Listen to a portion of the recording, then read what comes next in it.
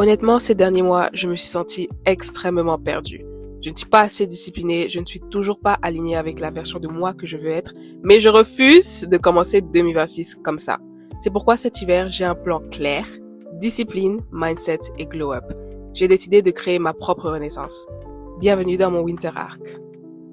Bonjour, je m'appelle Marie-Aniel. J'ai pas d'intro, pardon. J'ai toujours pas d'intro. Prochaine vidéo, je vais en trouver une. Comme je vous l'ai dit il y a quelques secondes, je ne suis toujours pas la version que je vais être en 2025. Et pourtant, j'ai des objectifs énormes. Mais je procrastine. Dites-vous que cette vidéo, j'étais censée la filmer hier. Tout ça là, ça me frustre. Ça me frustre énormément, je n'en peux plus. Mais je me suis dit cet hiver, c'est le moment parfait pour changer. Il fait froid, les journées sont courtes, il y a personne pour venir t'emmerder que viens on sort. Non, il fait moins 15. Personne va sortir. Donc il n'y a aucune distraction. Donc c'est le moment parfait pour travailler en silence et renaître. Disclaimer, je tiens à préciser que je ne suis le mentor de personne, je ne suis pas une enseignante, je ne suis pas une coach de développement personnel, pas encore. Je suis votre collègue dans la galère. Moi-même, je galère, c'est pour ça que je fais cette vidéo aujourd'hui. Je ne suis l'enseignante de personne. Si vous regardez mes premières vidéos de ma chaîne, vous verrez qu'en 2025, dans les débuts, je vous ai énoncé mes objectifs. Est-ce que j'ai réussi à les réaliser? Absolument pas. Parce qu'un objectif sans un plan, ce n'est qu'un rêve. Mais cette fois-ci, c'est différent. J'ai un plan et je vais vous l'énoncer tout de suite. Regardez la vidéo. Le premier point de mon plan, c'est de changer mon identité. Quand je dis changer mon identité, c'est pas changer ma carte d'identité. Non, ça pas bête, toi aussi. Je parle plutôt de l'image que j'ai de moi-même. C'est-à-dire mes croyances profondes qui dirigent mes actions aujourd'hui, sans même que je m'en rende compte. Tous les jours, j'écris 20 fois ma nouvelle identité comme si j'étais cette personne. Donc, si je prends une phrase comme « Je suis disciplinée », je vais l'écrire 10 fois le matin, 10 fois le soir. En fait, tout ce qu'on croit vrai à propos de soi agit comme un programme inconscient. Donc, si tu crois que tu es désorganisée ou paresseuse, ton cerveau va tout faire pour rester cohérente avec cette idée. Et ça, c'est ce qu'on appelle la dissonance cognitive. Oui, j'ai fait mes recherches. Donc, si je me vois comme quelqu'un de discipliné et organisé, mon cerveau va naturellement chercher à rester aligné avec cette identité. C'est ce que Bob Proctor, qui est mon inspiration, appelle un paradigm shift. Tu changes ton système de croyances pour pouvoir changer tes résultats. Mais changer son identité, ce n'est pas suffisant si on ne la confirme pas au quotidien. Donc, c'est là qu'entre en jeu les preuves quotidiennes. Une identité ne s'installe pas seulement dans la tête, elle se prouve chaque jour à travers des actions. Donc, par exemple, si je décide d'être une personne, disciplinée, donc mes preuves quotidiennes peuvent être respecter mon planning, réviser 20 minutes par jour, ça peut vous sembler pas être beaucoup, mais pour moi, c'est beaucoup. Je peux choisir de travailler au lieu de scroller. Bref, est-ce que vous captez ou pas? Au début, c'est extrêmement important de commencer petit. Et quand je dis petit, c'est petit, c'est-à-dire 2 mini-actions max par jour. Parce qu'on se connaît. Au début, on va dire oui, on va tout changer dans notre vie. Oh, je pars maintenant à la salle 1 heure par jour. Je révise 3 heures par jour, on se connaît. Et puis, on va tenir une semaine. Nous voilà, on a abandonné. Nous voici en 2026. Encore une fois, on va dire, ouais, 2026, c'est mon année. Après, on va encore abandonner 2027. C'est la même chose chaque fois. Je me connais, je sais que je vais faire ça. Du coup, je me suis installé cette petite règle parce que je me connais. Je me connais trop. Et je sais que tu te connais. Et toi aussi, tu vas t'installer cette petite règle. 2 petites actions tous les jours. Max. Donc, au lieu de commencer gros, si on commence juste avec 2 petites actions simples qu'on peut pas échouer, on se construit genre une base solide. Tu vois le genre. Et après, ça fait que dans le futur, là, tu pourras commencer à grandir et grandir petit à petit tes actions quotidiennes. Et comme ça, ton identité va se renforcer, genre, naturellement. Tu vas pas forcer. Donc, pourquoi ces actions quotidiennes sont essentielles? Parce que sans preuve, notre esprit reste dans le doute. Mais à chaque fois qu'on agit en cohérence avec notre nouvelle identité, même avec une micro-action, genre, réviser 15 minutes, faire son lit, vous voyez les genres de petites actions là. On renforce cette version de soi qu'on est en train de bâtir. Donc, c'est un peu comme si on se disait, vous voyez le genre, regarde-moi, je suis disciplinée, j'ai fait mon lit. Je suis trop disciplinée. Donc ça, c'est prouvé par la psychologie. Notre cerveau veut rester cohérent par nos actions. Donc, plus on accumule ces preuves, même petites, plus notre identité devient solide et automatique. Vous voyez un peu le genre? J'ai fait mes recherches. Oh, putain! 2025 sera mon année! On peut avoir la meilleure volonté au monde. Si on est entouré de distractions et de chaos, on va forcément retomber dans nos anciennes habitudes. Ça, c'est clair. C'est comme ça que l'être humain est formé. Donc, je vous introduis la troisième étape de mon plan, améliorer mon environnement. Parce qu'on sous-estime extrêmement à quel point notre environnement nous façonne.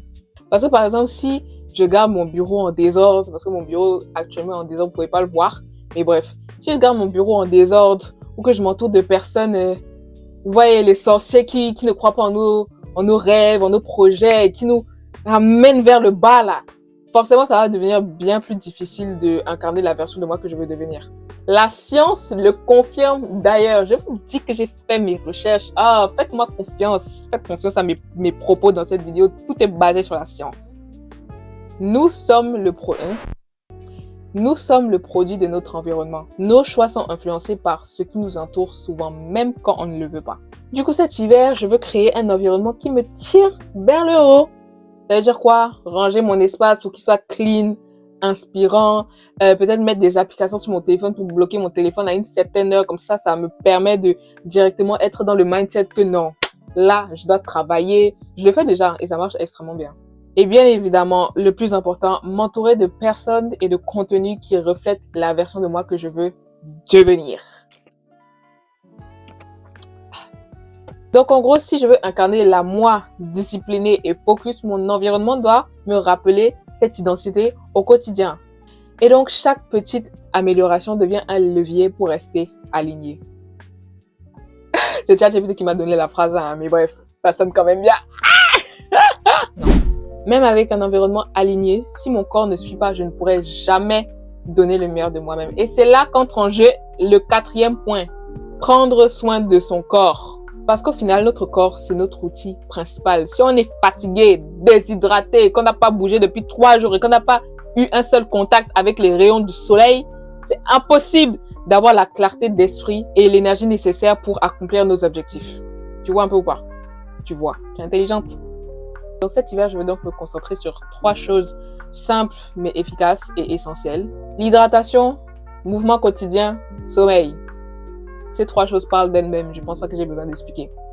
Ça peut sembler basique, mais en vrai, c'est la base de tout. Parce que si on respecte pas ça, on va un peu genre se battre contre nous-mêmes. Alors que si on respecte notre corps, il devient notre allié et ça facilite l'atteinte de nos objectifs. Maintenant, on a l'énergie, l'environnement, l'identité qui va avec les preuves quotidiennes. Qu'est-ce qu'on peut ajouter dans la sauce pour qu'elle ait un goût parfait? On va se construire un récit. Parce que la vérité, c'est qu'on oublie très vite nos progrès. Regardez-moi, je dis en 2025, je n'ai rien fait. Pourtant, non, j'ai évolué. J'ai évolué. Que je le veuille ou non, j'ai évolué.